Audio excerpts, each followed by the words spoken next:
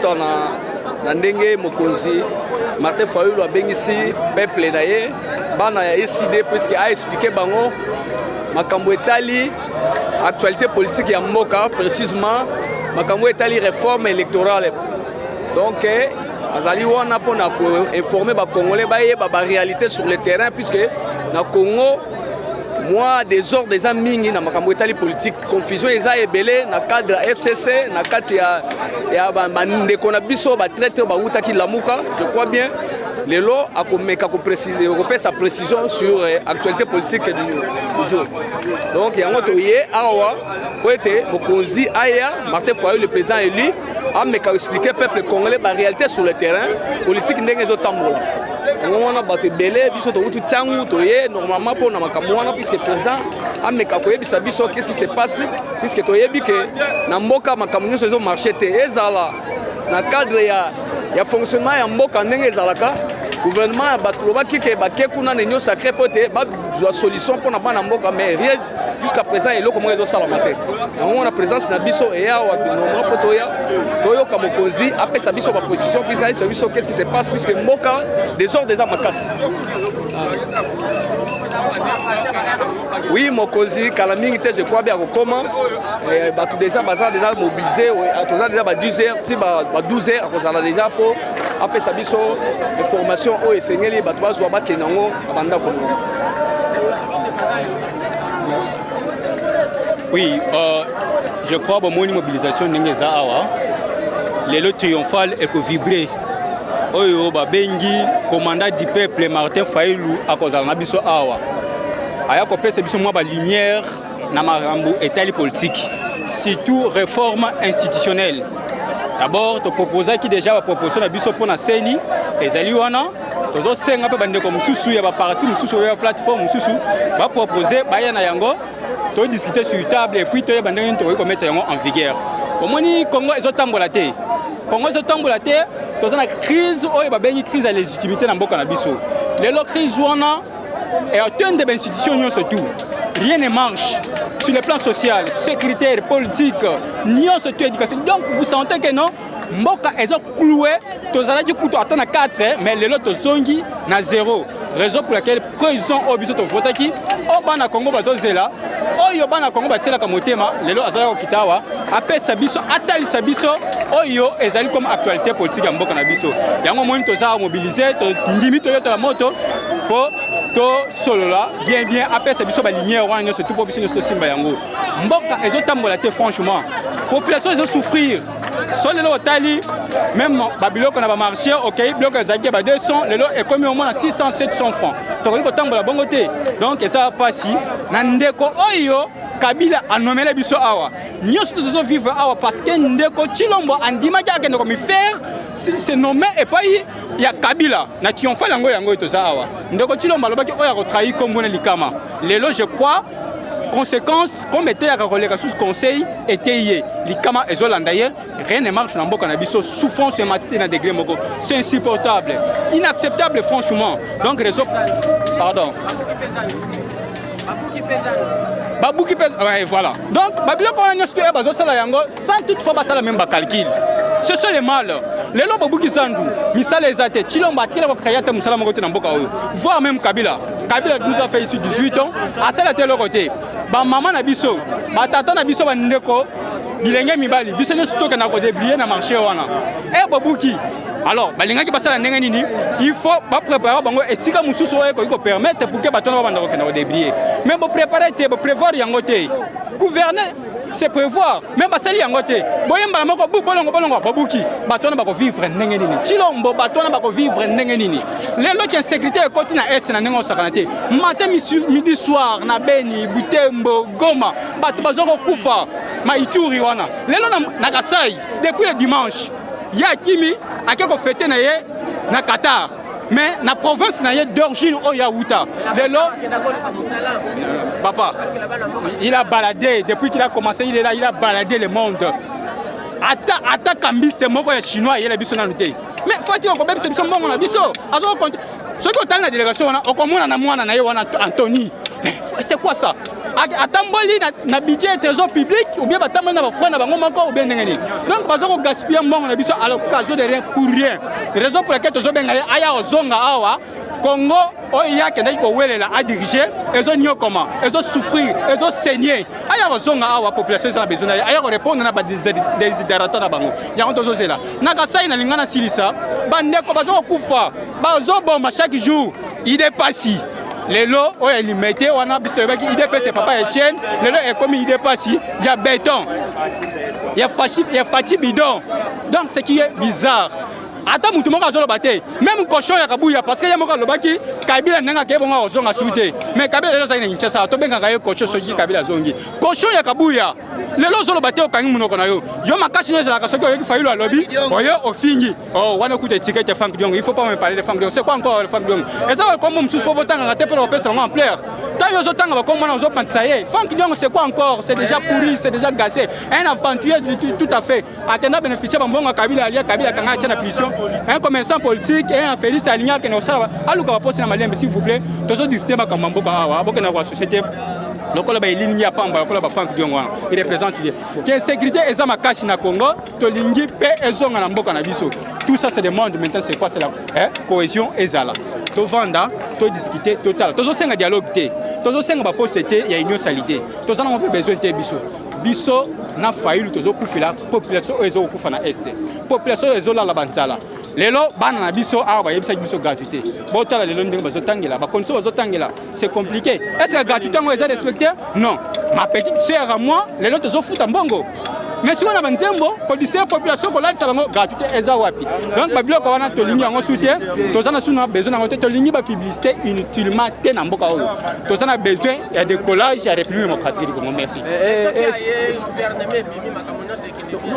gouvernement mon cher ami gouvernement oyo bazui jeune wana bazui na otage bakia ba bombier na Congo Fleuve Hotel à kosala nini 300 milliards budget marque wana ya salité ndenge wana on nous a dit budget 11 milliards et aujourd'hui est comme 3,5 milliards bakosala na nini plus de 80 millions d'habitants au toza a na mboka oyo d'abord enseignement et pamba ezo senga budget est 2 millions na ndambo bino besoin na 3 millions pour répondre ndeko samba ozala courage ya démissionner na soko zaki na ministère ni tu peux démissionner ata siko zali parce que Kabundu azui na otage abandi osakana na yo okosala eloko te mboka ezana libulu moko yango même pas donc ozo jeune tu as encore du temps à répondre na ba besoin ya population congolaise tu peux démissionner au longo na bututu wana ya Félix o ya Latisio Félix azala kola mutu akoyi na ebale comment ça mutu akoyi na ebale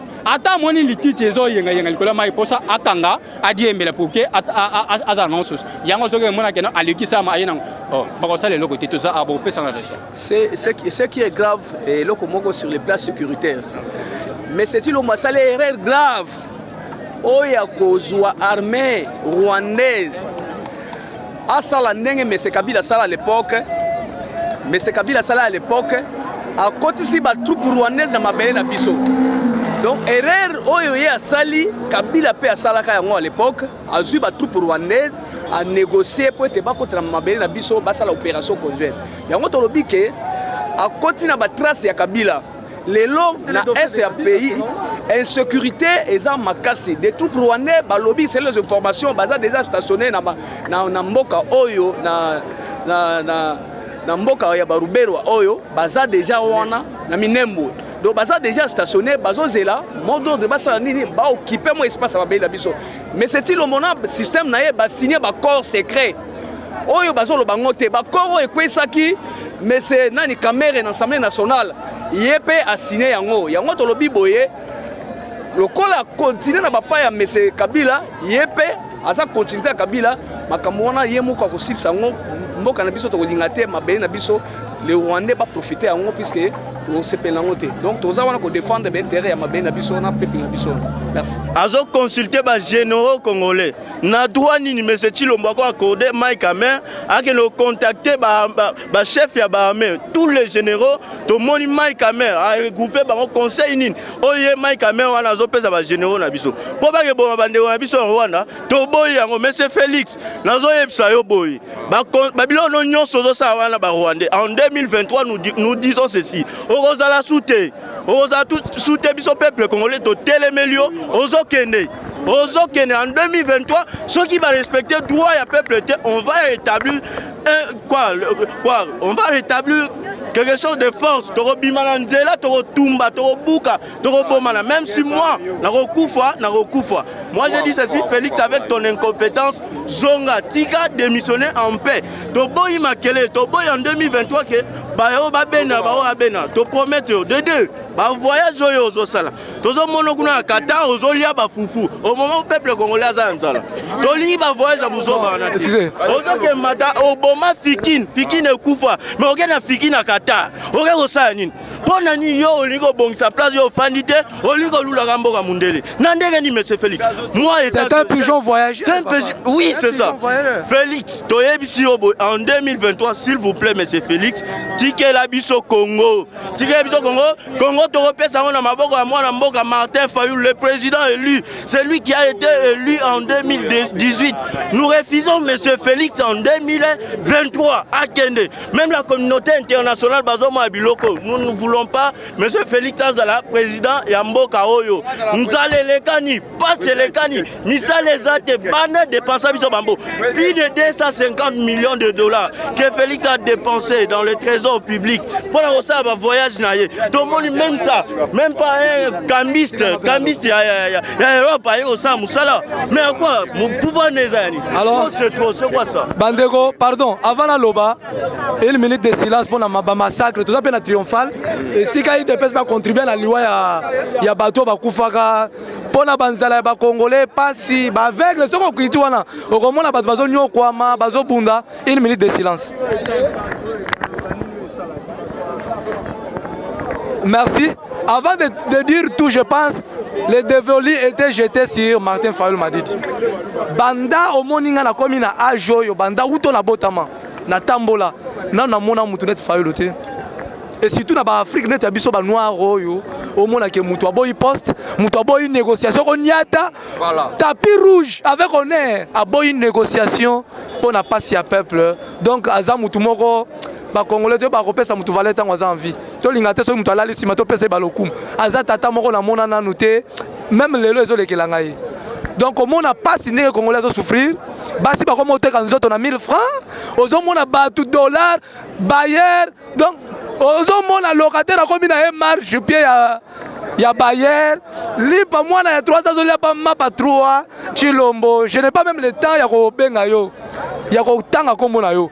Donc lelo oyo ndeko sama lukonde obozolo ba sama lukonde. Ça ya ba pese moi privilège que soka longwe kombo tikala zo ata moi mulipa ya ko laisser la bande. Azala bateau magique te. Quand on a le budget à 3,5 milliards, il y a gratuité, à combien? Autant la fonctionnaire moussou. Donc, pour un échec déjà, c'est un triomphal yangoyo. Ndeko Tshilombo c'est à 4 amis. Attends, un dialogue. Jésus-Christ, moi, dans Zamba Kiti, dans Zamba Makambu Tshilombo Loba. Donc, quand on a déjà un échec, c'est totalement. Donc, toko baye, toko finga, toko loba nyonso, azamu tout. Donc, amela mondo est gagné déjà. Merci. En tout cas, merci beaucoup. Nalingi M. Tshilombo, na équipe na Mobimba. Va comprendre que les Congolais tous a déterminé. Donc, Lingi bango li sousouté. Et là, basali eza ko tromper population. Basakan d'abord na victoire ya population. Population a voté Moutou, a passé Moutou mandat à diriger. Bango la M. Kabila ba yokani pour que ba pesa Tshilombo place au azanangwana. Donc nous disons niet. Tu es na triomphal à l'élo parce que c'est un placement historique. Population chinoise, RDC en général, va mobiliser. Toutes les provinces, il y a Kinshasa qui est représenté dans Sikao. Mobilisation salami en masse, pour répondre à une invitation à président élu Yamboka. vu que rien ne marche dans Mboka Nabiso, vu que rien ne marche, souffrance, et maintenant à niveau moya kosaranate, maezate, kourezate, bana kotanga malamu zate, nous disons non à Monsieur Chilombo. Aouti Qatar azana kini awa. Balobaki soki aye a kosala gouvernement, ce qui prouve que azali sous ne lora kosala te parce que azu déjà temps incompétence na ye et a démontré à tous les niveaux. Donc Azala Claire a déposé démission na ye à Kende. Yeso qui a démissionné te, Samalukonde a démissionné et puis bango nyo surtout peuple a sanctionné bango. C'est pourquoi tu es à cause un mot d'ordre parce que bus photo s'en charger na bango. Trop c'est trop, nous voulons un changement dans ce pays. Incompétent à la tête, au sommet, il y a un pays OET parce que c'est un pays des gens intègres comme M. Martin Fayoulou. Mouto Bisso qui peut diriger Bisso. On n'a pas voulu un illettré, un incompétent à la tête, il y a un pays pour donc ça se sous na passé Siabour. Le pays n'a pas même un budget conséquent. Toko vivre ndengenini. Toko vivre ndengenini. Merci beaucoup. Merci Namutuna. Ah, tozali na kati ya siège ya SID. Au moni parti d'Abisso, militants nyonso ya SID, il y a toutes les 24 sections ya Kinshasa, ils ont commune, bazali mobilisé pour la quoi un message d'espoir. Oyo secrétaire général a repéré Sabiso Lelo, M. Devos Kitoro le professeur, a repéré Sabiso message à Malamu pour toi banderne à partir à Mokolo ya Lelo. Toi diriger combat politique à Biso après avoir constaté plus de 2 ans, il y a échec. Plus de 2 ans, il y a échec, il y a activité Oyo et ça le minakati ya Mboka na Biso. Bon moi depuis bayiba pouvoir na hold-up électoral.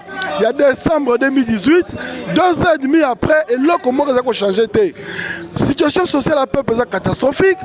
Avenir à battre ça malamouté, misala ezalité, quelle est sa malongue ezalité, santé ezalité, nous sommes mabé. Face à bilan désastreux, tout le monde a peuple na biso boyete, a qui ne recouvre alors que la moutoua be mena kati morgue. Il y a un lobby boy. À partir de l'élo, tu dois changer tonalité à politique na biso. Tu dois l'accès moukilike, tu dois prêt.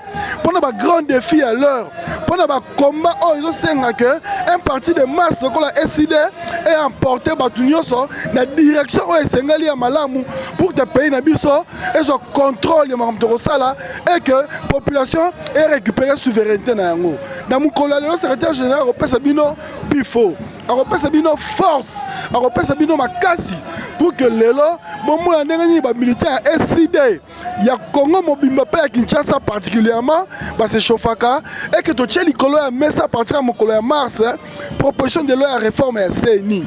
Tu as dit CENI Moko dépolitisé, CENI Moko fonctionnel, pour que Makabounio soit réforme et Salema en respectant la volonté de notre peuple.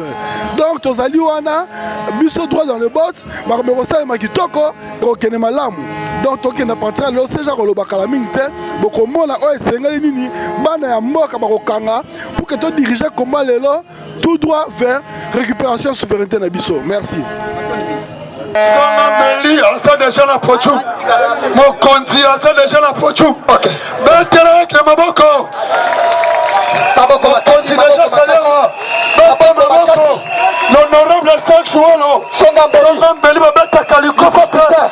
Azana biso déjà. OK. On s'appelle Koyokaye. Voilà. On s'appelle Koyokaye. Akasi. Basalito comme konti mayema kolobe ça vote. Oh yeah. Et ça vote. Oh yeah. Merci à toi. Natikana mokonti maloba. So nani mokonzi? Nani mokonzi? Bana Fayulu oye. Bana Eside oye. Malobi lelo eza lelo. Lelo eza lelo eza lelo tosengi bana Fayulu nyonso oyo baza pembeni oyo baza kuna avant to banda tosengi bino nyonso boya awa liboso bino nyonso boza kuna boya awa bopusa na pembeni bato bakoya Boya Simo bako remplacer Bino. Lelo ezali mokolo monene. Lelo ezali mokolo monene. Nani président de la République?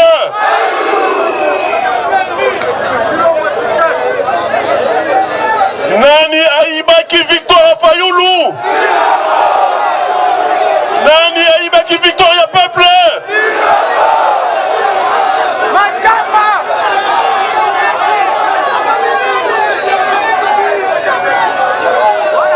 Bana eside Bana ya président élu Martin Fayulu bomelama ya Pio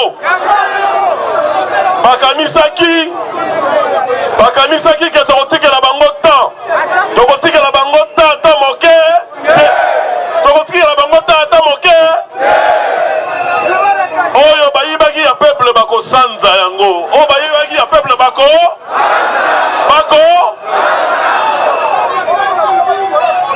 lelo ezali matinée politique oyo bokozwa message ya makasi po balobaki ke toza komona incidente to respectaki ba geste barrière kasi bamonaki biso bazoba basali ba couvre-feu bapesi ba mitindo ya lokuta bato ebele bazala na nzela te pas plus de 10 personnes nyonso objectif na bango po balalisa peuple. Est-ce que peuple akolala? Tozala bango mayele tina suka bopusala kala te toko banda. Nazali awa komo na ngai Serge Ouelo, secrétaire national à la jeunesse.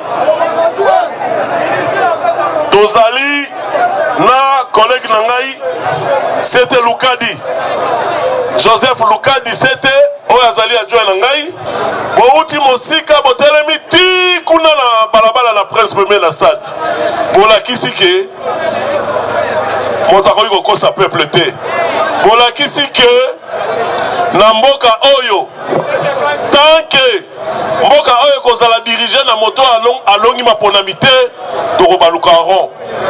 Balobaka la voix du peuple c'est la voix de Baïbaki maponami. Est-ce que bazui oxy nzambe? Est-ce que bazui oxy au peuple? Okoso message ya kafu kala mingi te. Parce que trop c'est trop. Trop c'est peuple congolais bakanisaka peuple congolais lali. Et ça car même peuple oyo a telemaka le 4 janvier 1959 pour la indépendance naïe.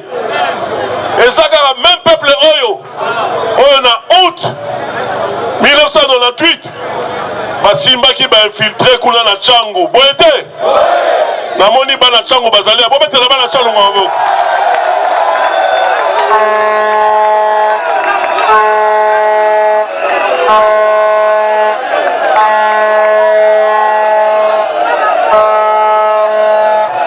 Nayoki ba na Tchango te wapi bino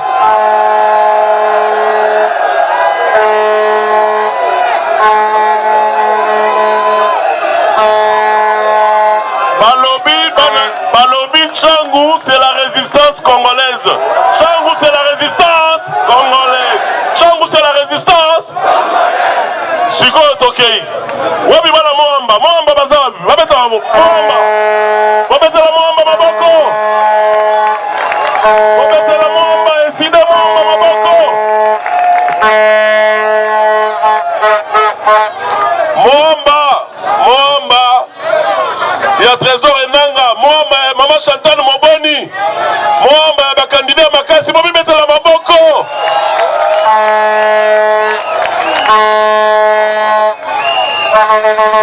Sikoyo tokei, wapi funa kono mabele. Wapi funa. Bala funa Mobi mettre la maboko, funa. Mobi mettre la bala funa maboko. Bangonde bakolo mabele. Au siège la bicho za la kati ya funa. tokei sikoyo na mboka ya Lexis Legal, na mboka ya Mama Charlotte Masiala, na mboka ya Blaise Benazo, na mboka ya bakumu nyonso bana ya Lukunga wapi bino?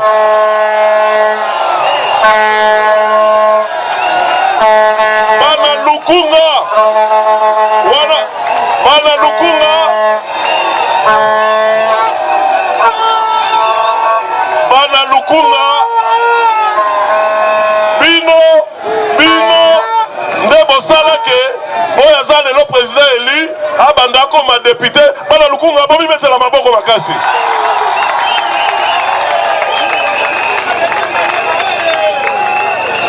Bino boyebi décidé engagement pour la citoyenneté et le développement. Ce qui est là, tamboli na ba parti nyonso ya Congo. Totanga kombo te. Parti moko boye baka boye. Kabila sombango. Na ko bomba te. IDPS Kabila somba ya yango. Est-ce que boye kinga?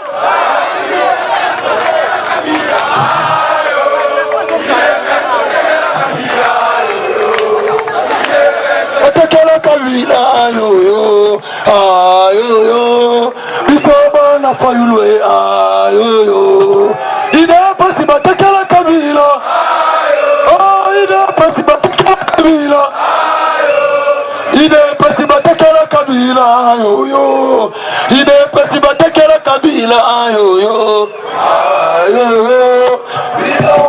fayulwe bino mo boyebi na Congo parti etikala obe moko parti etikala obe comment parti en nini comment parti en nini avec SID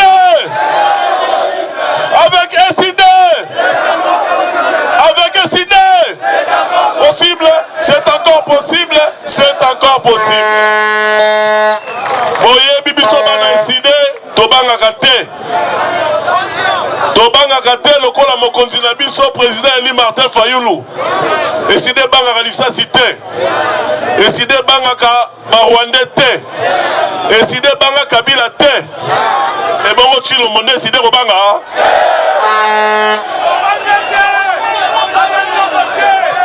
bolobi nini chilo mbazana ni aza loko te chilo mbaza eloko chilo mbaza eloko bomi metela maboko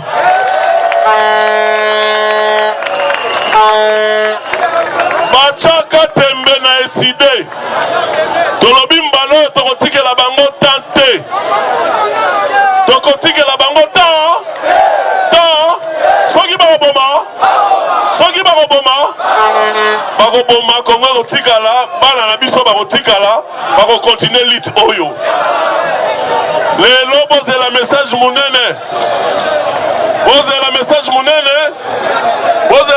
ya makasi toprofite mpona kosaluer présence arrivée ya honorable Ados Ndombasi mwana funda bobetela Ados Ndombasi maboko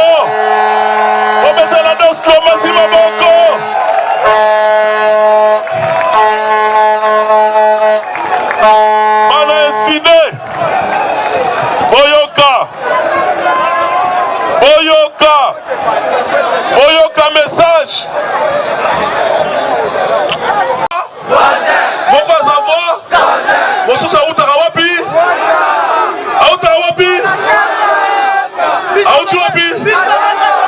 auti Lubumbashi nga natangi nanga kombo te bino moko kaka yango tolobaka ke peuple bino population bolekaka biso oyo tolobaka bapoliticien na mayele président Martin Fayulu alobaka ngo kaka alobaka na biso alobi bomoni peuple oyo aza mayele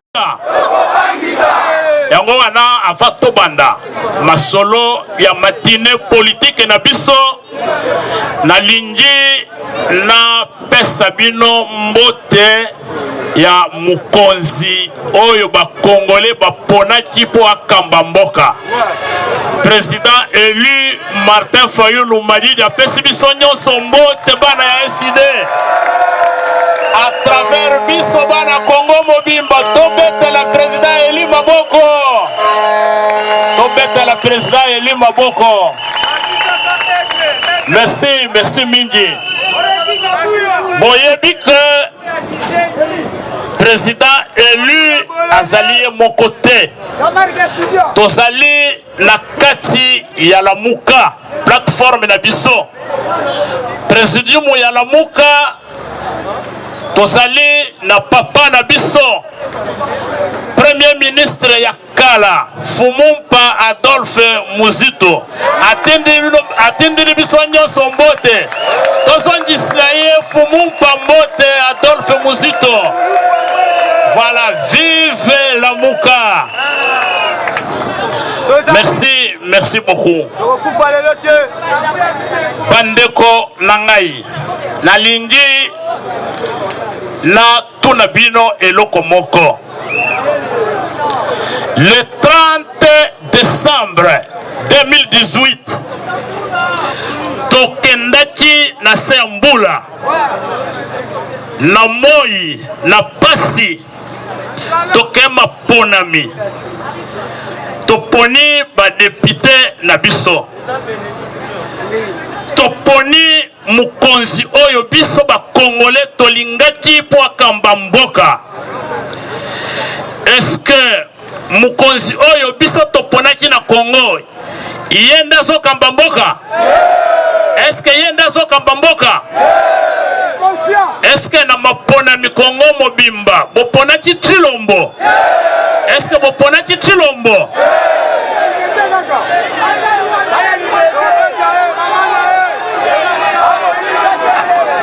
Alors, bona dangai Tokei maponami. Pour la première fois dans l'histoire ya mboka oyo, depuis 1960, Tilelo, la première fois, président de la République Azala voté de l'est à l'ouest, du nord au sud. Oyo tomoni ba Congolais nyonso comme un seul homme. Baponi azakaka Martin Fayulu Madidi.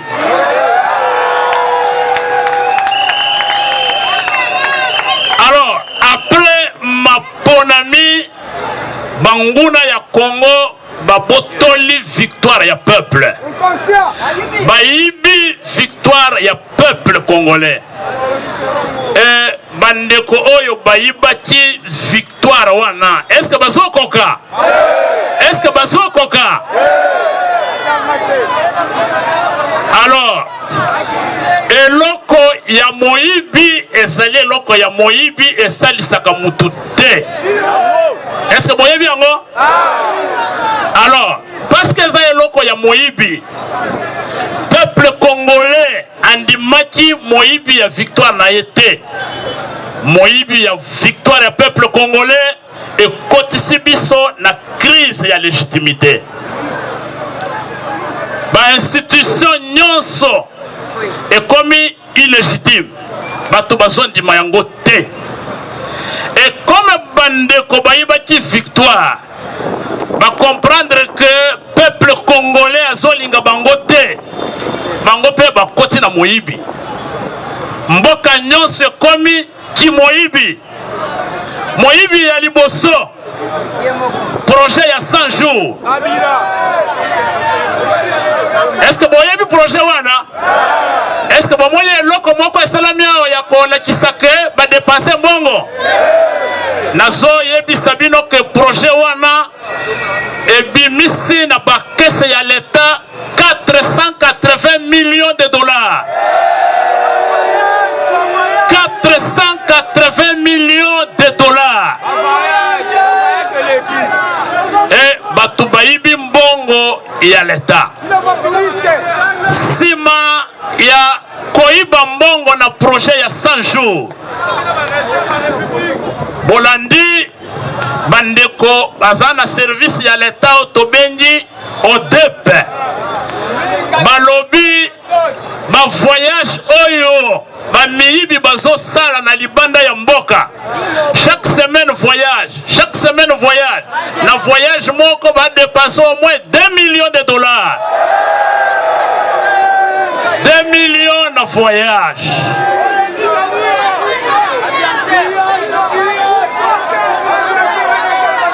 Et soutien wana te na kimoyibi. Lelo bandeko nanga il faut botuna. Salaire ya banstitution eza ndenge nini? Président ya Assemblée nationale salaire na ye. Président ya Sénat salaire na ye. Seni ekwaya na kimoyibi. Président ya Seni na biro mobimba bazo continuer ko simba mbongo ya l'État chaque mois des millions ezobima. Et bomoni ke kimoyibi ekoti na mboka. Corruption. L'Assemblée nationale bakomi ko somba batu pour que makambo esala makuna. Ba vote nyonso eleki mbongo. Corruption. Mbala sima awa bakuti batu na toilette bazo corrompre baninga mbongo. Na toilette. Na toilette mbongo batu basoka bambongo na toilette. Vous comprenez, chers amis? Tokomi neti eloko moko ezanga tina na mboka na biso po na moyibi. Tokomi neti batu moko bazanga tina na mboka na biso. Yango wana crise ya légitimité oba mboka na biso kotaki po na moyibi ya victoire. Et sali que ba institution nyonso eza na capacité ya ko défendre mboka te. Et quand si ba tuerie est le commis chaque jour. Je crois il y a 4-5 jours ba uti ko bomba 21 personnes. Armée na biso eza makasi bazo bunda mais baza saboter. Saboter chaque jour bazo saboter armée na biso. Bomoni balakisi na télévision. Bazo teka ba masasi, bazo teka minduki na ba rebelle. Bande konangai. Lobby na yoki baso loba pouvoir ya Kinshasa oye bimaki na élection ya Moyibi na pouvoir ya Paul Kagame balingi basangisa ba militaire po basala ba opération militaire. Est-ce que bondimi yango bolingi ba Rwandais bazonga lisusu? Est-ce que bolingi ba Rwandais baya lisusu na mboka na biso?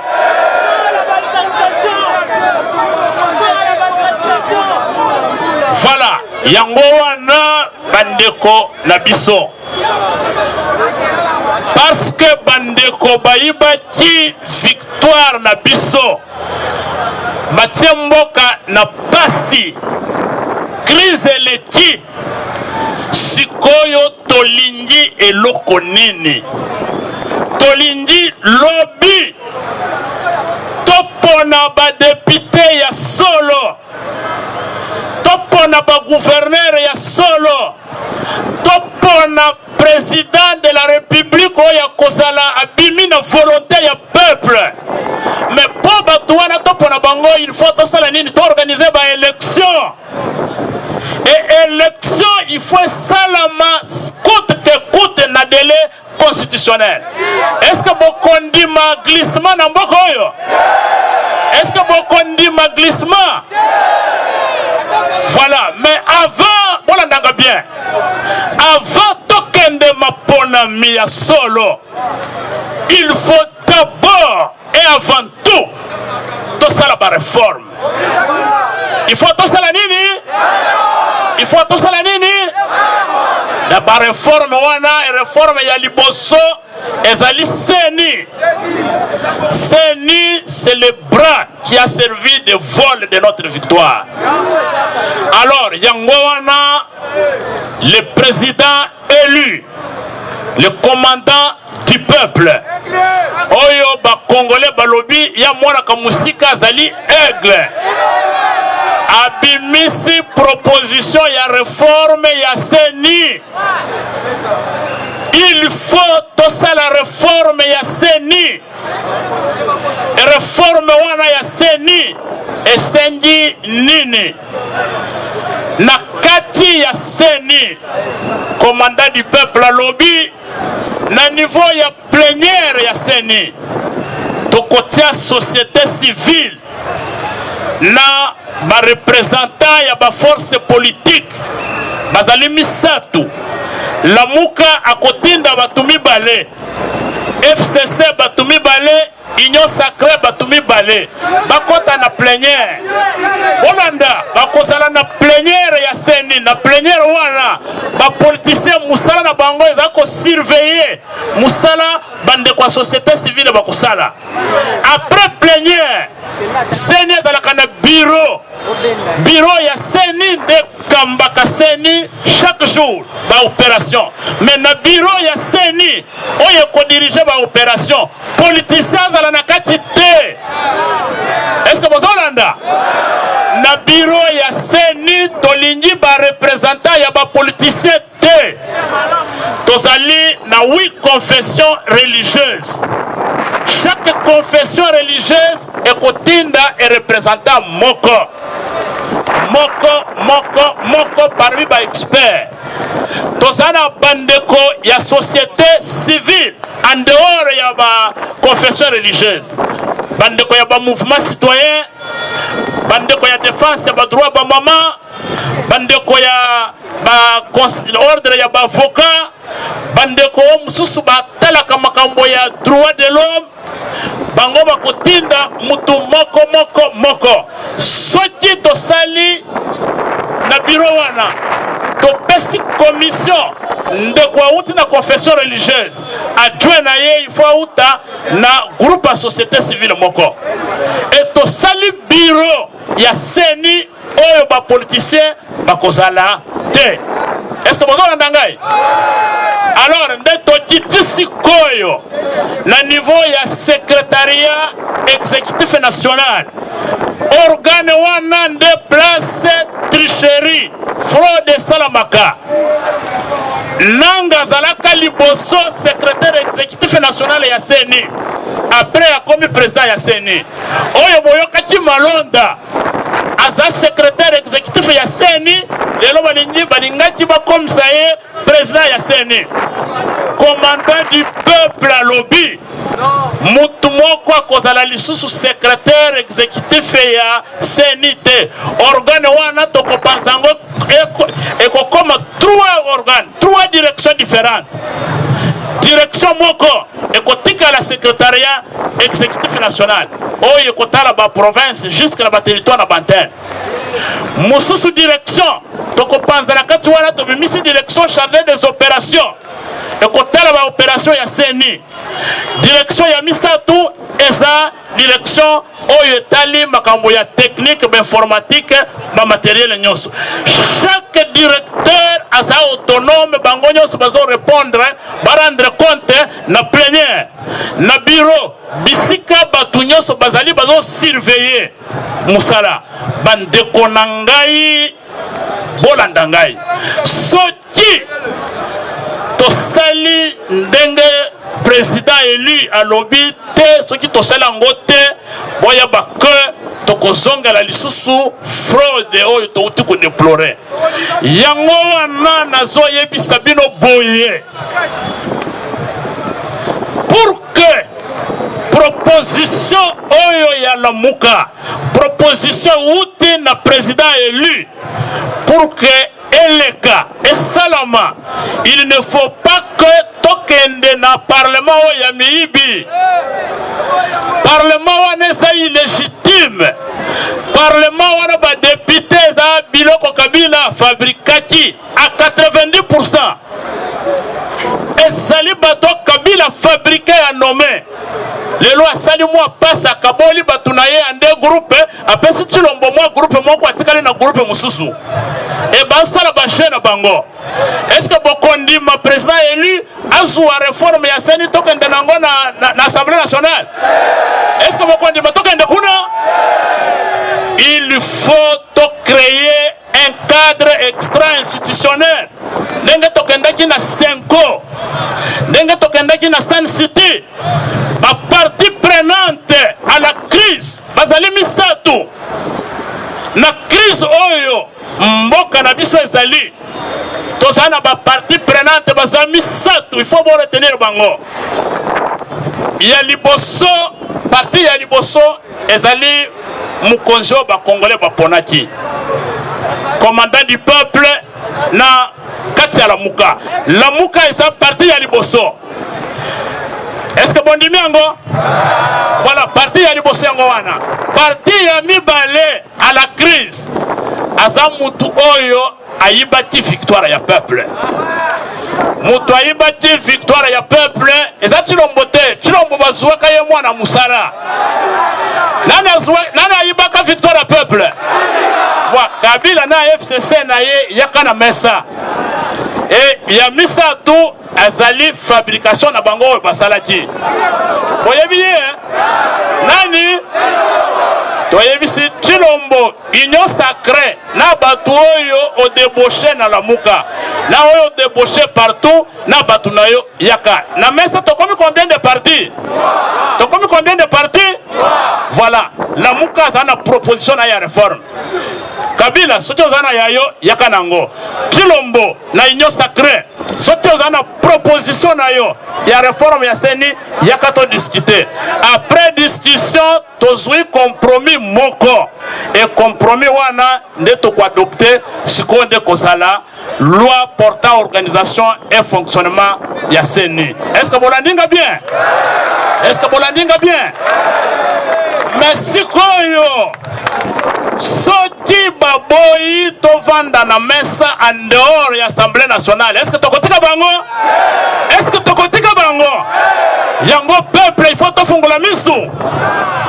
Soki balingi babanda ko examiner balwa ya lukuta kuna. Est-ce que tokotika bango?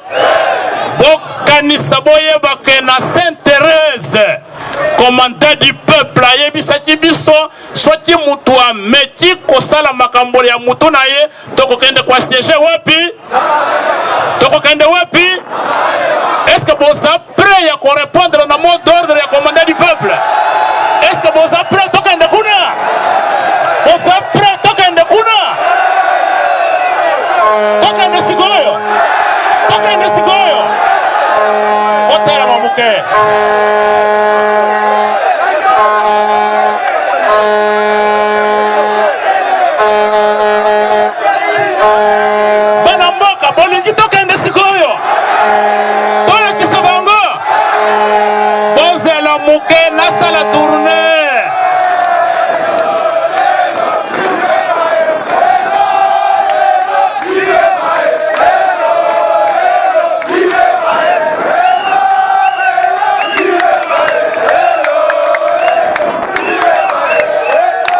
Voilà, Yangoana à partir de la semaine prochaine.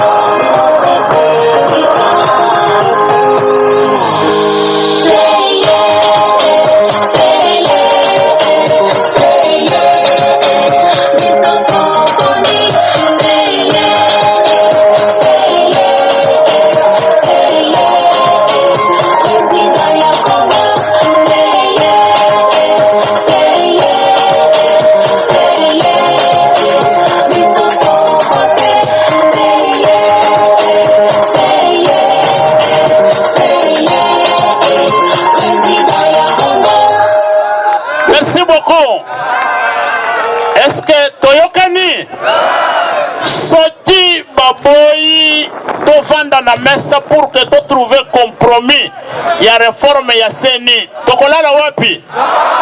Tokolala wapi? Boyebi plan tokolala voilà mendako wana oyo tondi ba meibi woto kolala wana todongola ngo nanu misu todongola ngo misu todongola ngo no. Voilà, merci beaucoup. Voilà, bande konangai avant tosilisa. Na lingi na tirer attention na biso nyonso. Koutaki na 100 jours. Et kotisi biso na meibi. Batu nyonso bakangaki na prison na projet ya 100 jours. Bango nyonso basi babimi. Est-ce que boyebi yango? Est-ce que boyebi yango? Et comme bamoni ke bolali bayo bakotisaki na makala basi babimisi bango babimisi projet mususu ya moyibi boyebi projet wana kombo nango nini chile gelou. Est-ce que bosi boyaki yango? Voilà, chers amis, donc boyeba boye développement ya mboka misala ya kotonga mboka misala ya kotonga mboka ezalaka misala ya gouvernement. Bolanda ngai bomoni basoda bazopesa biso mbote, bomoni basoda bazopesa biso mbote bayebi mokonzi ya mboka. Voilà, na lobby développement ya mboka esa musala ya gouvernement. Soki omoni mutu a neutraliser gouvernement, a neutraliser parlement, atikali ye moko abandi kosala ba projet oyo eza na compétence na yete mutu wana azotonga ubezo iba azosala nini yango wana il faut bofungola misu bozala distraité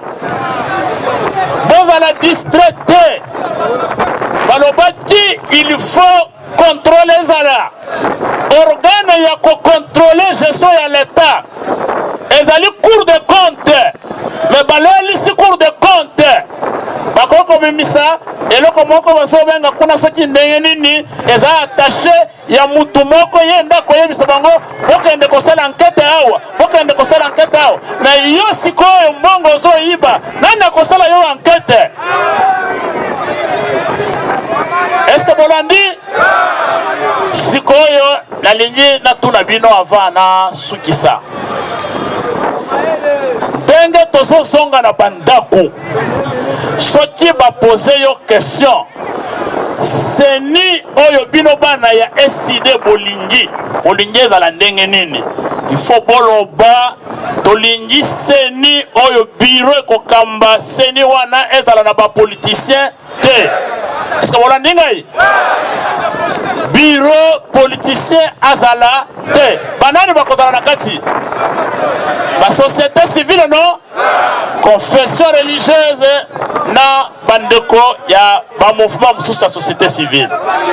Est-ce que tokolinga lisusu secrétaire exécutif national moko asimba ba donner nyonso ya seni to diviser yango en combien de parties?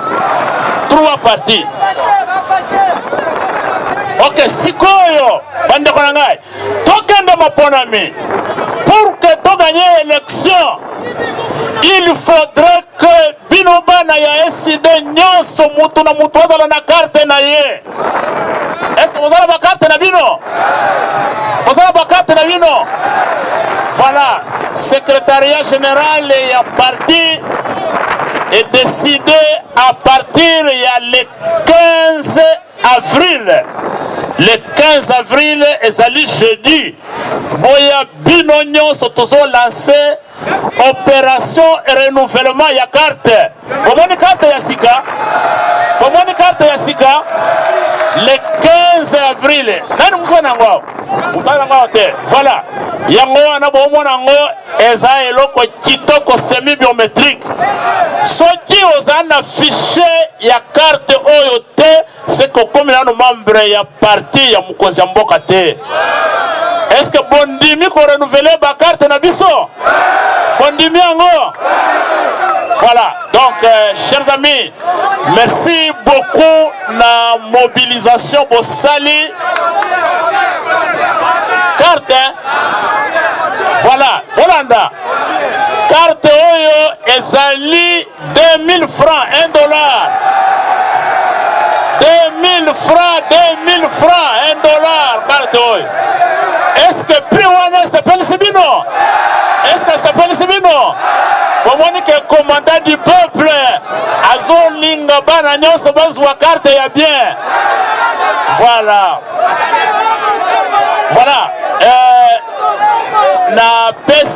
na pesi bandeko basali mobilisation merci mingi na mekaki na yebisi président Martin Fayulu na yebisi secrétariat général et lobby toko benji saba militant na biso bango moko bako s'organiser mutu ata moko bako pesa transport yaka 1000 francs ali te bango bakoya batu bayebisa président Toningai est-ce qu'on assure que machine et qu'on marche bien bakoya na lobi bakoya ndenge botondi boye bino moko na makasi na bino na pesi bino merci bo batala bino moko maboko